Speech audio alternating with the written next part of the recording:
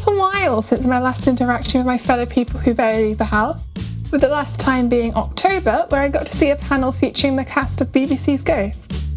It's wonderful to be back this year with some fantastic franchises having released content in these past months, giving us the very popular Has Been Hotel, which has spawned many cosplays this year, as well as the new ongoing season of Doctor Who. By the way, if you like Doctor Who, then don't worry, as this ended up being the majority of this video. Upon entering the convention, there was one thing that was always close by: the Daleks! In previous years when I've been, the Daleks have also been there, and they were a staple of MCM ComicCon.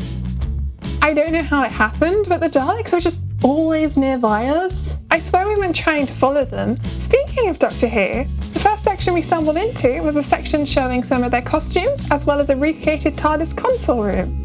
Before coming to the convention this year, I set myself one goal for what I intended on buying, which was a big, cute, squishy plushie.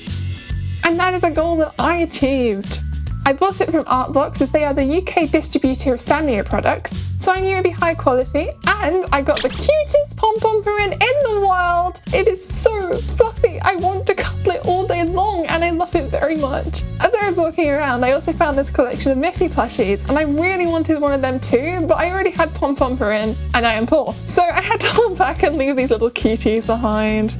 Once again, we ran into the Daleks and their creator Davros, which is their grand creator, and they had lined up in front of this Doctor Who banner, making me get this really cool shot of them. It was quite amusing to find them then go line up for some food with the other customers, as they'd been acting in character all day, and then there they are, just as hungry as the rest of us. The second and only other item I purchased this day was from Mandolin Nicole, and it was a set of Doctor Who themed adorable cat stickers. Please go check them out. If you've made it this far in the video, then I think you get the idea that I like Doctor Who. I swear I do actually like other things, but somehow this took over the video. I captured a little footage of some Artist Alley stalls, and if you are running one of these stalls and are somehow watching right now, let me know in the comments. That would be pretty cool to hear. Artists are the backbone of conventions, and they deserve lots of praise for making these events possible. I found this cute giant Pikachu plush, and I thought it could be like a sibling to my pom-pom-purin for being adorable, large and yellow, but I'd spent enough money and I'm not a Pokemon fan, so I let that one pass. After this point, it was time for some lunch.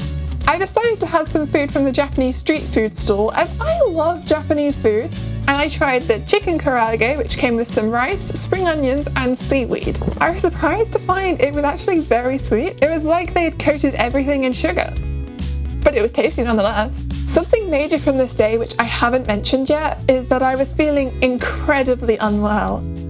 So after lunch, I spent a long time sat down on our table and I was making trips to the toilets. It really wasn't great, but I really wanted to stick it out because there was something I wanted to do later on.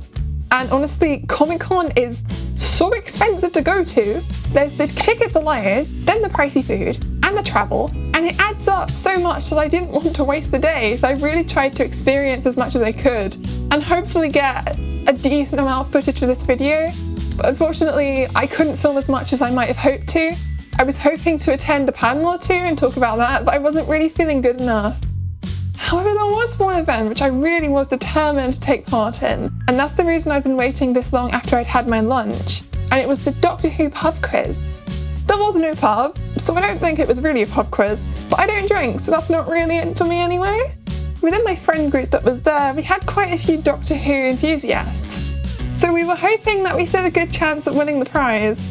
The quiz was split into 5 categories and advertised on the app and website as a quiz about old and new Doctor Who. This scared us as we don't know much at all about classic Doctor Who, which is the older run of Doctor Who from 1963 to 1989. But we thought we'd give it our best shot.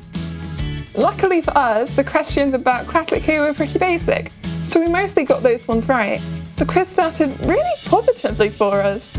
The first 2 categories were great, we got 8 out of 8 points on both.